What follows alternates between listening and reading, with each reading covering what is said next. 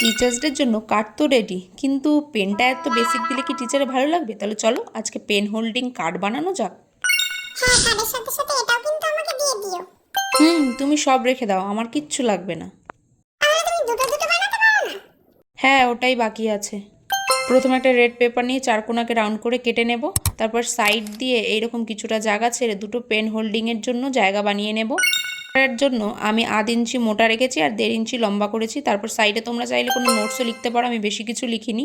তারপর আমার এই একঘেয়ে রেড কালারটা ভালো লাগছিল না বলে একটু হোয়াইট কালার দিয়ে এরকম প্যাটার্ন বানিয়ে নিয়েছি, যেটা দেখতে কিন্তু সুন্দর লাগছিল।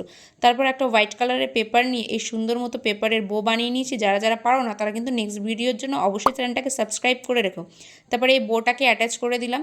তারপর আরেকটু সুন্দর করার জন্য এরকম ব্ল্যাক দিয়ে ডট ডট দিয়ে একটা সুন্দর প্যাটার্ন বানিয়ে নিলাম। তারপর এই পেনটাকে আটকে দিলেই রেডি হয়ে যাবে আমাদের এই সুন্দর দেখতে পেন হোল্ডার কার্ডটি। তোমাদের এই কার্ডটি কেমন লাগলো জানিও।